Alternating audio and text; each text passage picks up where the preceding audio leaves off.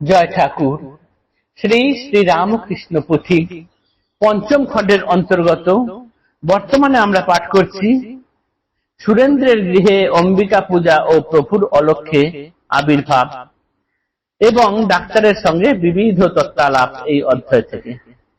আজ পাঠ করব পৃষ্ঠা সংখ্যা 591 থেকে 592 এর অর্ধেক পর্যন্ত। গত দিনের পাঠে আমরা দেখেছি রোগ ও শয্যায় শায়িত থেকেও ঠাকুর ভক্তের মন এবং তার মনের বেদনা বুঝতে পেরেছেন। ওইখানে সুরেন্দ্রনাথ তার বাড়িতে সপ্তমীর পূজায় অনেক রাত্রে যখন লোকজন ধীরে ধীরে আসা যাওয়া করছে, লোকজন আর সেরকম নেই, রাস্তায় বাতি জ্বলছে, রাত কতটা হয়েছে বলে বোঝা যাচ্ছে না, এদিকে এসবের কোনো দিকে কিছু খেয়াল নেই সুরেন্দ্রর। তিনি এক মনে ঠাকুরের ধ্যান করছেন এবং বিগত দিনগুলিতে ঠাকুর আসতেন, আনন্দ করতেন, সেই কথা ভাবছেন, মনে মনে কাঁদছেন, চোখ দিয়ে জল, দু চোখের জল গাল বেয়ে পড়ে যাচ্ছে। এই দৃশ্য যখন চলছে ওইদিকে, তখন ঠাকুর এইদিকে বলছেন যে একবার সুরেনের কাছে যাওয়ার মন হলো। যেই তার মনে হলো তিনি সঙ্গে সঙ্গে কি করলেন না, তার ঘর থেকে শুরু করে সুরেন্দ্রনাথের ঘর পর্যন্ত দেখলেন একটা আলোক ছটা বয়ে গেছে। সেই আলোকের মধ্যে দিয়ে তিনি বেয়ে চলে গেলেন সেই সুরেন্দ্রের ঘরে, যেখানে প্রতিমা সাজানো রয়েছে, যেখানে সুরেন্দ্রনাথ ঠাকুরের দিকে এক দৃষ্টে তাকিয়ে আছেন। অম্বিকা প্রতিমার দিকে তাকিয়ে থাকতে থাকতে তিনি হঠাৎ দেখলেন ঠাকুরই সেখানে সশরীরে হাজির। এইরকম ভাবে তিনি সুরেন্দ্রনাথকে দেখা দিয়ে এলেন। এই অংশটুকু আমরা এর আগের দিন পাঠ করেছিলাম। আজ যে অংশ পাঠ করবো সেইখানে দেখব ডাক্তার বাবুকে, ডাক্তার মহেন্দ্রনাথ সরকার। কয়েকদিন আগেই যিনি প্রথম যেদিন ঠাকুরকে দেখতে এসেছিলেন বলেছিলেন এইসব সমাধি টমাধি তোমার মাথার বিকার। যেই কথা শুনে পুথিকার নিজে খুব দুঃখ পেয়েছিলেন এবং প্রভুর কাছে খুব কান্নাকাটি করেছিলেন।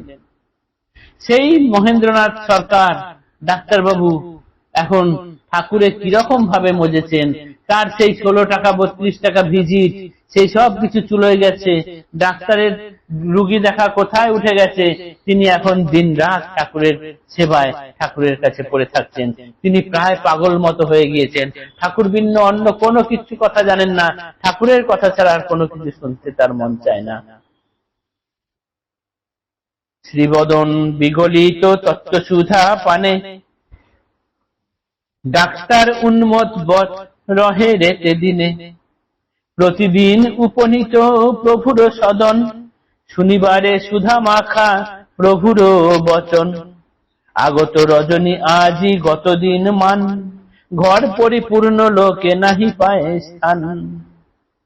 খুব সামান্য সময়ের মধ্যে এসে ঠাকুরের বিছানায় বসে চটচট করে তার রোগ নির্ণয় করে ফেলতেন, লিখে ফেলতেন ওষুধ, তারপরে সেটি হাতে ধরিয়ে দিয়ে তৎক্ষণাৎ সেখান থেকে বেরিয়ে যেতেন যে ডাক্তার, এবং 16 টাকা ভিজিট নিতেন। সেই ডাক্তারের এখন আর সময়ের কোনো দাম নেই। সকালে আসছেন, রাত হয়ে যাচ্ছে, রাত আসছেন, সকাল হয়ে যাচ্ছে, ঠাকুরের কাছেই বসে রয়েছেন। তার প্রভুর শ্রীবদন থেকে যে তত্ত্বসুধা বেরিয়ে আসছে সেই তত্ত্বসুধা পান করার জন্য ডাক্তার আর সমস্ত কিছু ত্যাগ করে দিতে রাজি আছেন।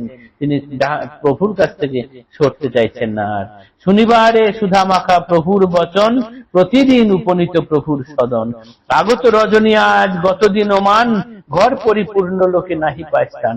ভক্তিমুখ প্রভুদেবে ভক্তি আচরণ, ভক্তি পথে জীব শিক্ষা তাহার কারণ, প্রভুর নিকটে নাই জাতের বিচার, যেখানে দেখেন ভক্তি সেই আপনার। প্রাণতুল্য প্রাণাধিক প্রাণাপেক্ষা প্রিয়, আত্মীয় হইতে তিনি পরম আত্মীয়।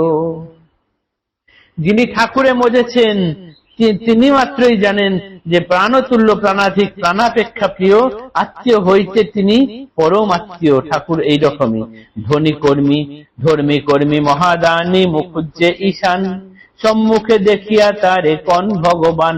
ঈশান মুখুজ্জে তো তাকে একদম ভগবানই বলে ফেলেছেন। ঈশ্বরের পদাম্বুজে রাখিয়া ভকতি, যে জন সংসার আশ্রমে রহে স্থিরমতি, সেই জন সেই বীর বলিহারি তাই, কেমন সে জন পরে কন উপমায়। শিরে দুমনের ভারী বেকারি বোঝারি যেমন, শিরে দুমনের ভার বোঝারি যেমন, পথিমধ্যে আড়ে আড়ে করে নিরীক্ষণ, যায় বর সজ্জীভূত বিবাহের তরে, সমারোহে বাদ্য ভাণ্ড ঘটা সহকারে, বিশেষ বিরক্ত শক্তি না থাকিলে গায়, কেহ না করিতে পারে দুকুল বজায়, এহেন সংসারী জনে অনাসক্ত রীত, পাকাল মাছের মতো বুঝিবা নিশ্চিত, অবিরত রহে মাছ পুকুরের পাকে, গায়ে নাহি লাগে পাক পরিষ্কার থাকে, অনাসক্ত হইবার যাহার বাসনা, তাহাতে উপায় বিধি সাধন ভজনা, সাধনার স্থান বিধি অতি নিরজনে, জনমানবেতে যেন কেহ নাহি জানে, নির্জনে আকুল প্রাণে করিবে প্রার্থনা, পাইলে ভক্তি তবে পুরিবে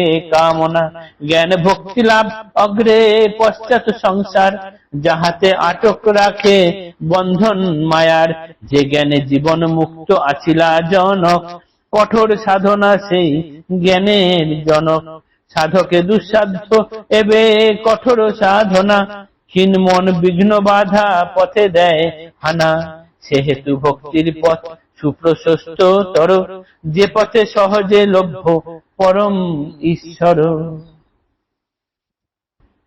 তাই ভক্তির পথই হচ্ছে সুপ্রশস্ত তর, কেননা এই পথেই সহজে ঈশ্বরকে লাভ করা যায় বা পাওয়া যায়। যে সংসারী কাঁধে বা মাথায় দুমন ভারী বোঝা নিয়ে বয়ে চলেছেন এবং তার মধ্যেও ঈশ্বরের নাম করছেন, তিনি হচ্ছেন কি না যথার্থ সংসারী।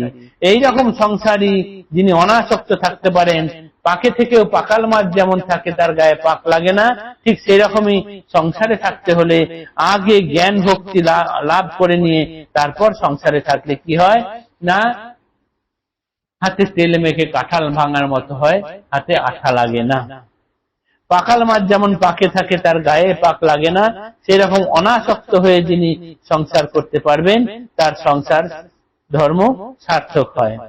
এর জন্য কি হয় না, মাঝে মাঝে নির্জনে গিয়ে বাস করতে হয়, জনমানব যেন কিছু না জানতে পারে।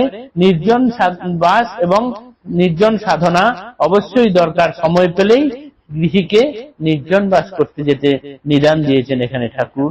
যে জ্ঞানে জীবন মুক্ত আছিলা জনক, কঠোর সাধনা সেই জ্ঞানের জনক।